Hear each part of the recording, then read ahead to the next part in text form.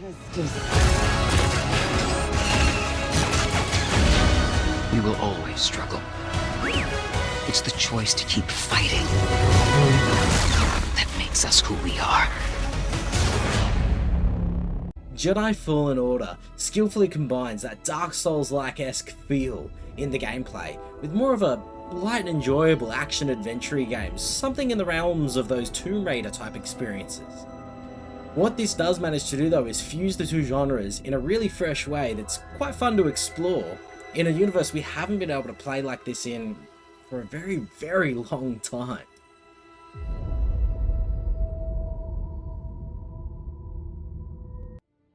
Set in a somber period between the end of episode 3 and the start of episode 4, or the dark times. The dark tone of the game is a playground to really explore some themes for the main character and the main character's mentor figure. But is this a really good use of that setting?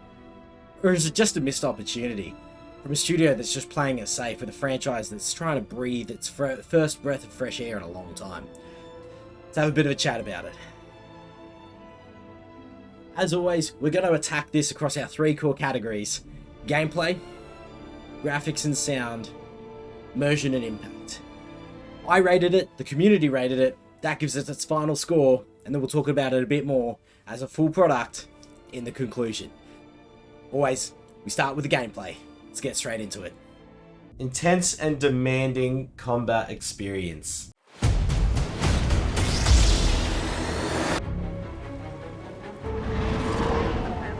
We've lost. We're done! Enemy!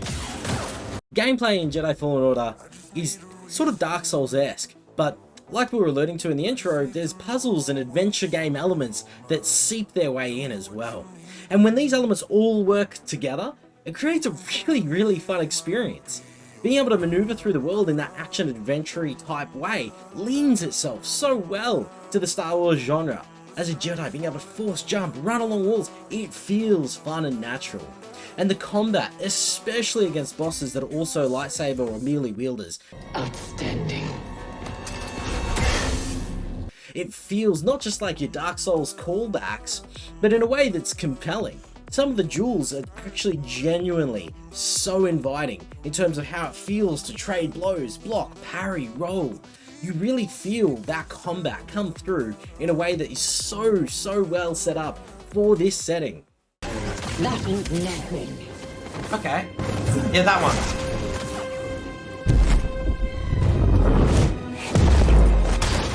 There is a bit of a overdraw though from that Dark Souls sort of footing.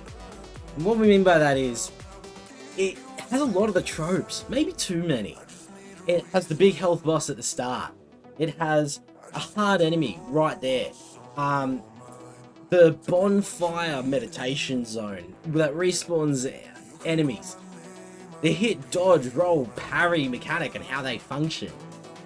The Estus. The door from the other side and getting your shortcuts through the environment as you explore new areas.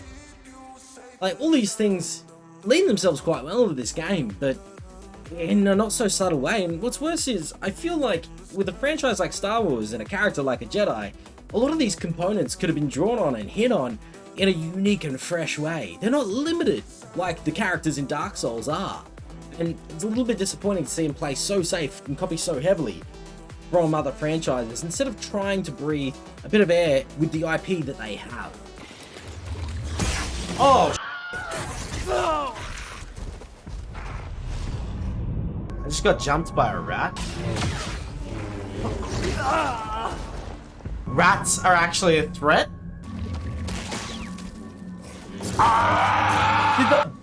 What the? Something that we don't see much of these days is a good enemy diversity. I mean, yeah, there's groups of them. You got the wildlife, you got the stormtroopers, you got the Night Sisters or Night Brothers as the case may be, but there is pretty good diversity. And it gives you a lot of dynamic combat encounters that really press your skills sometimes and highlight the boss battles in really unique ways. Just Dark Souls that I've never played Dark Souls, but Kate has, and she tells me, yeah, you just roll. You just roll everywhere. Did he just f***ing one bang me?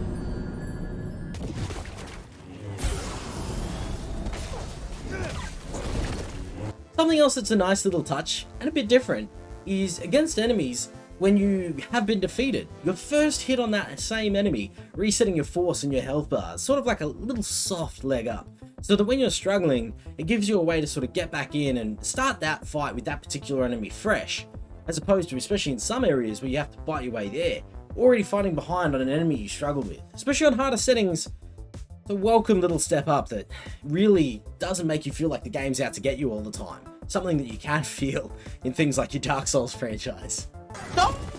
Progression's really solid in this for the gameplay. You move through the game and you get new weapons and force abilities unlocked at a pace that keeps it feeling fresh and consistent and linear the whole way through. It doesn't give you that exponential I'm struggling, I'm a god, but it does keep it very compelling from start to finish. It's difficult, Master. Yes, the path is difficult. This is where the positives sort of end and the negatives come in. The force abilities are so simplistic. We've seen these abilities, in fact we've seen more than these abilities in things like Jedi Academy back in the day. And it's a little bit disappointing that it really amounts to jump, push, pull. Yeah, there's a freeze and you can reflect blaster bolts, but it is very rudimentary. And even more depressing, there's not a single dark side avenue in there. No choke, no stab, you know, the throw and hold in, like we see Darth Yoda use.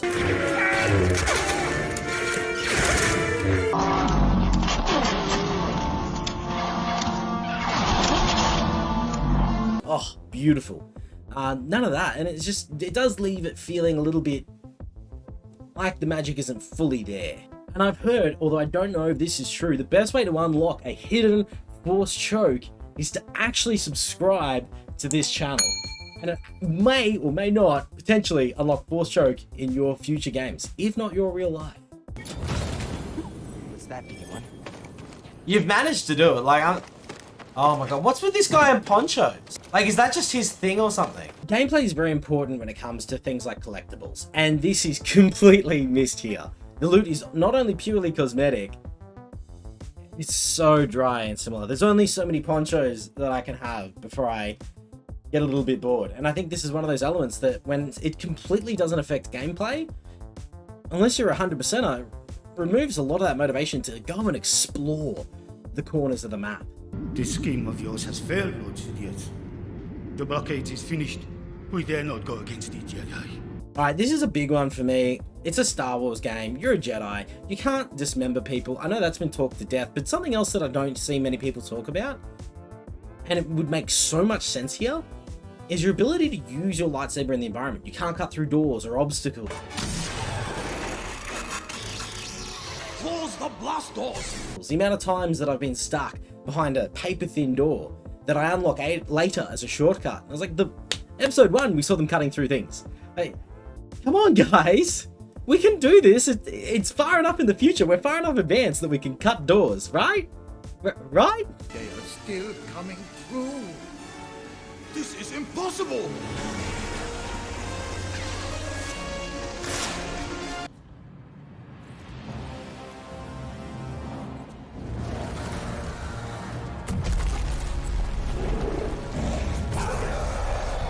Yeah. So this gives us to the final scores for gameplay. As you can see, I gave it a 64, the community gave it a 65, so we're really in sync on that one. And that puts it at 64.5 for the final score, which I think is reasonable. The gameplay is compelling and fun and dynamic. Some of the puzzles are actually quite good, and some of the encounters, especially the boss encounters, are really well put together. But unfortunately, it doesn't wow you either. Above average, without a doubt, but doesn't introduce anything really controversial, new or unique. And it does leave it wanting, where you can taste what this could have been, but you just don't get to eat the meal. Alright, that leads us straight into graphics and sound. Empire's hunting Jedi survivors. Cal, they know who you are. You ready to do this?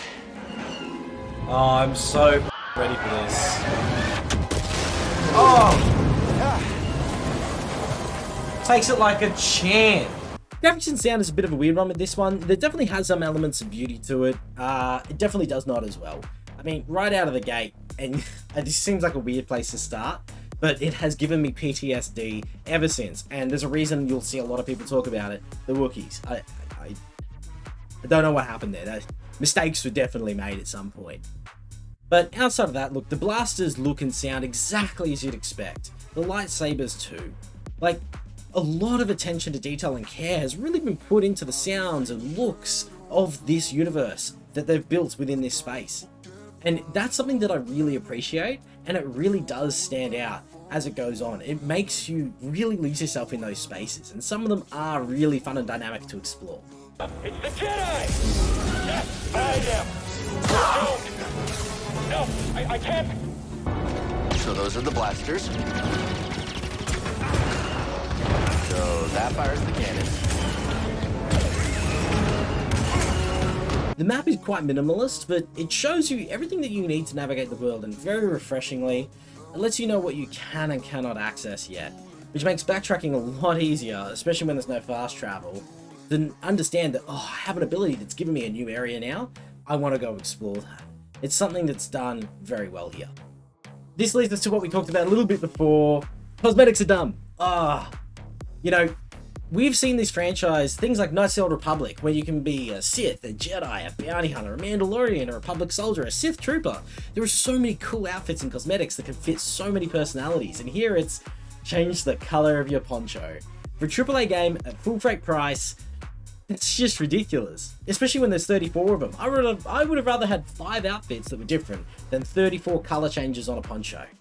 It's just very disappointing. And then to see that further reflected onto the Mantis, further reflected ultimately onto the lightsaber, where, don't get me wrong, very cool that I can change the look of it, but there's no impact. Really, the biggest change that you actually can see in the game is the change in the color, which I do appreciate.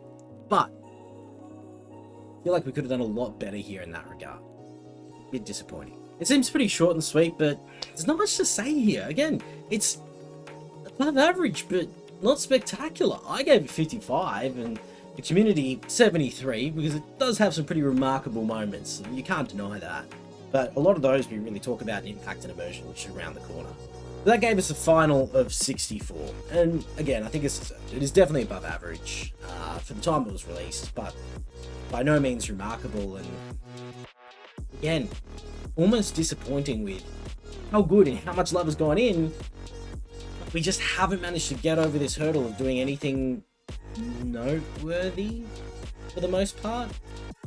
But immersion and impact, this is where we really get into the meat of this one. I can't change the past, You trespass, Jedi. but I'm done hiding.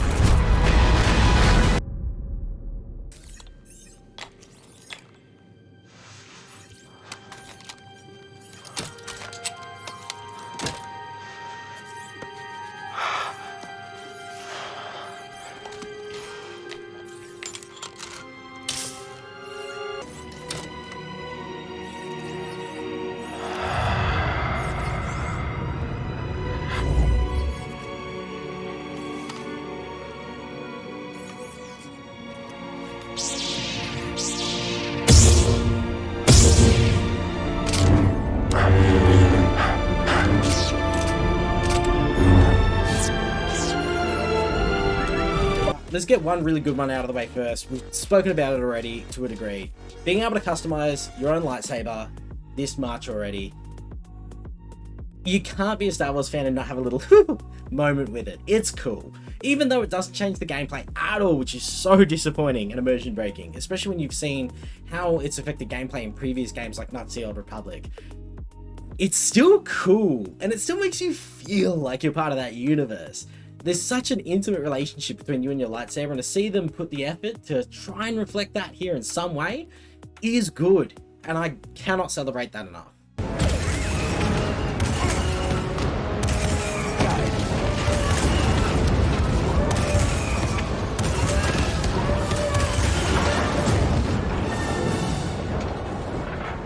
I'll tell you what though, I thoroughly enjoy this.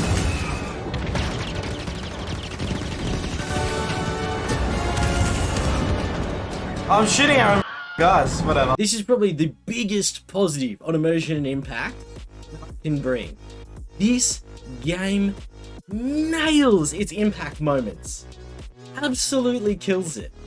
Everything from when you see the AT-ATs attacking the little rebel group, and there's fighters flying around, they're firing, you get into the AT-AT, you're shooting it off as it moves through.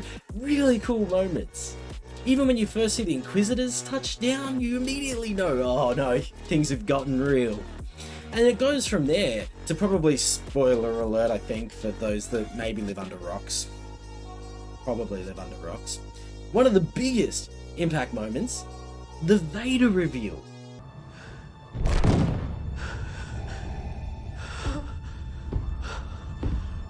Oh, yeah. Okay. Okay. Yeah.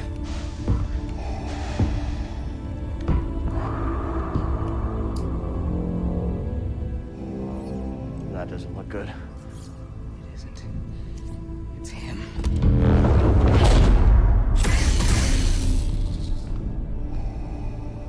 Okay.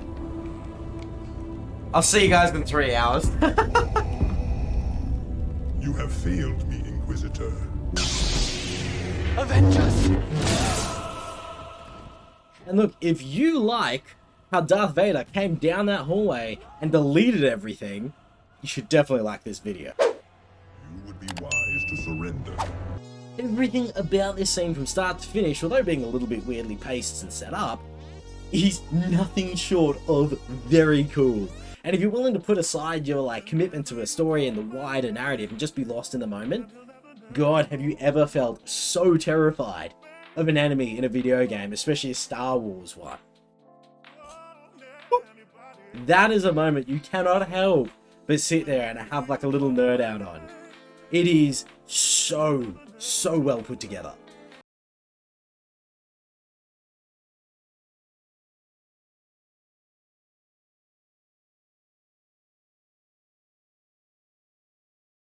And this is where we drop off the cliff on that, and it just goes into the bads. Obviously the stories set in this time period are always difficult, I think, for writers and the creative people to sort of attack, and I appreciate it. Like, you've got before and after already so well documented, you're trying to make a space for your narrative in there, and that's not an easy thing to do. That being said, you don't have any here. Nothing changes in the galaxy, or even really in your story from start to finish. Some people say, oh, the main character grew a little bit. Oh, Sarah sort of had a bit of growth a little bit. But, yeah, kind of, maybe, to a degree. Enough to be noteworthy? Probably not. But it's really a story that just exists as an excuse for the gameplay and the mechanics to be explored. Now, I'm not against it. I had a fun time, but it's a bit disappointing where I feel like there's a lot more you can do in this space while still staying restricted in terms of your ability to affect the world. Obviously, you can't overturn the Empire. It doesn't fit the narrative. But that doesn't mean you can't have an impact on someone or something in the galaxy to some degree of note. And I feel like that's really been missed here. Guys, seriously? Is this dinner talk? I just murdered a Inquisitor. Cal, when I was captured by the Empire, I resisted. I swore to myself that I would die before I would talk. But then this... You're still salting, dark bro. shadow came. You're still salting, It bro. was worse than any nightmare I could have imagined. You're And still I- salting, bro. But in the end, I came The apart, droid's looking at you because you're still salting, bro. and I gave them Trilla. Take the f***ing lid I know off! there's nothing I can do to make that right. What am I f***ing looking at? There's still a... And then part of this probably is the supporting cast. What I mean by this is they're actually good. Greer has these moments of really fun interactions that lighten the mood. Bearant is an amazing character who's a bit of a unique story that we haven't been able to explore. Seer has probably the most compelling narrative. In fact, I wish we were playing her story because I think that could have been far more interesting. Seeing you lose your Padawan after surviving Order 66 to some degree, seeing your Padawan broken, seeing you break and then having to repair that yourself. That's a real story with its journey to some massive milestones. But instead, we have Cal. who's got to be the most generic, boring main character we have seen in a long time. And this isn't anything to do with the voice actor or even the actor it's modeled off. Phenomenal work by all of them there. But just the writing for it. Yeah, he survives 66, scraps for a bit, gets dragged into the narrative that he sort of didn't want to be dragged into, and, you know, he's pulled along from there. And it's just your old school forced call to action, and it's a bit disappointing that we weren't given the opportunity to let this character spread his wings in his own accord and find his own narrative or path. It is just very forced. I saw what you did to those exchange thugs, stranger. Can you spare a few credits, maybe help another refugee in need? Thank you, stranger. I won't forget your kindness. Why did you do such a thing? Such kindnesses will mean nothing. His path is set.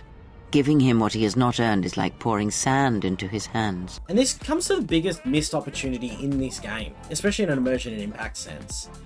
I think back to things like Knights of the Old Republic, and I realize that this, you know, is more of an action and adventure game, don't get me wrong. There's a particular moment in Knights of the Old Republic where you have the option to give a beggar some money. By giving him something he has not earned, perhaps all you have helped him become is a target. If you don't, you look like a bit of a...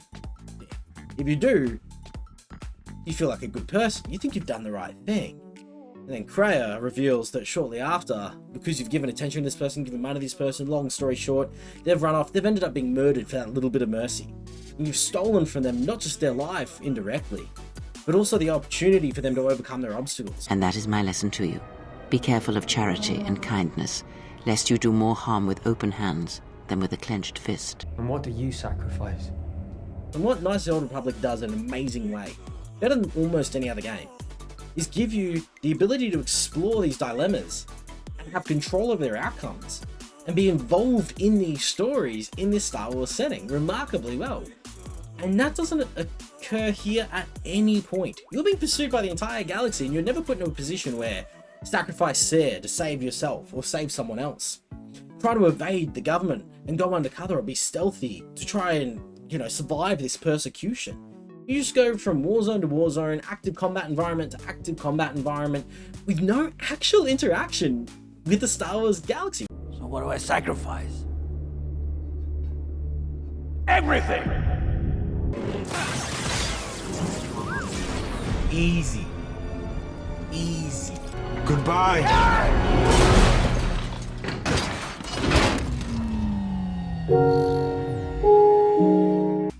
You go to Kashyyyk at one point. Yeah.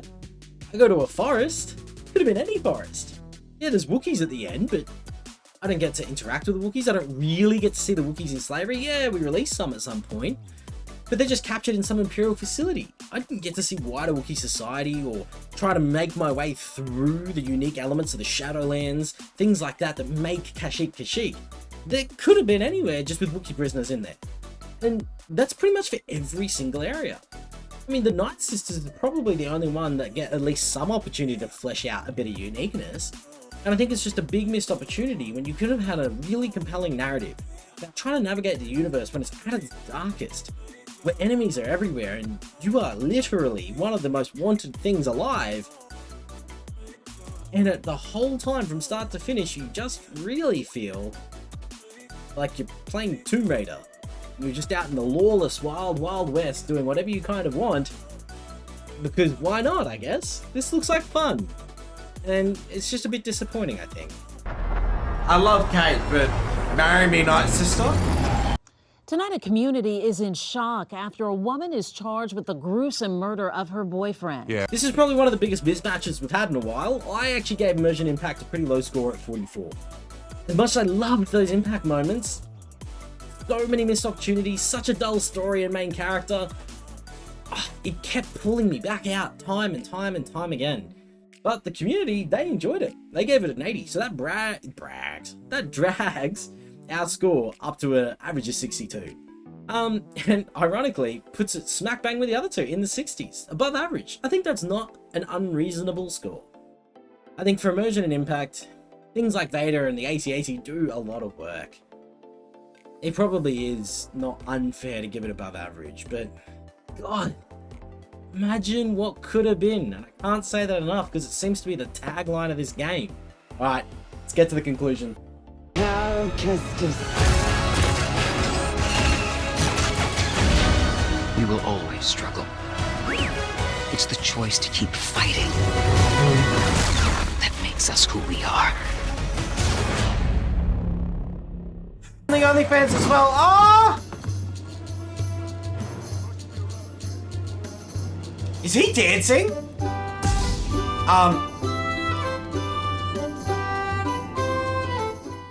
Alright, so that brings us to the end, and before we talk about the conclusion, we'll put the scores up here for this one. So you can see I gave it a 54, the community is 73, and average is 63. Oh god, that number. Everything's a 60 on this one. Above average. Yes, I think as a game, it is above average. I also think it is the safest I have ever seen a studio play with a franchise this big, with a budget that big, while still bringing something fresh to it. Like, it's a conundrum to me. There is a lot of fresh air in here, but there's also very little risk. It's a bizarre combination. The gameplay and the feel of the game do give us a fresh take on the universe, and we haven't been able to explore this universe from this perspective with this gameplay style for as long as I can remember. It feels like at least a decade. The last one that really left an impact was Jedi Academy. It's just because it's such a bland use of the IP. As much as it is a scent of fresh air, almost like a whiff of rose perfume, that doesn't change the fact you're standing in a swamp. And once that little wisp finally drifts away, you can't escape that reality. I think the reality is, you can tell that they love the franchise. The authenticity is there, the characters are solid, the narratives are fine within the space that they're set in.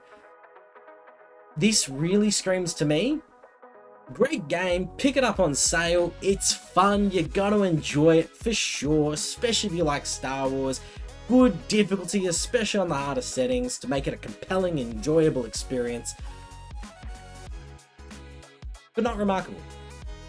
You could probably look up a YouTube summary of the story in under 5 minutes and get everything you need to know, maybe even 3. And that's about all it brings outside of fun gameplay. So if you want something fun to play, this is it. If you want to get lost in a story that also has compelling gameplay, it's missed the mark. All in all, I'm glad I played it. I have no desire to play it again, and I don't think there's any reason to. I look forward to the next one. In fact, spoiler alert, I have played the next one at the time of recording. Awkward! But you'll have to wait till that one comes out before we get to that review, and I have tempered my review as if I have not played the sequel.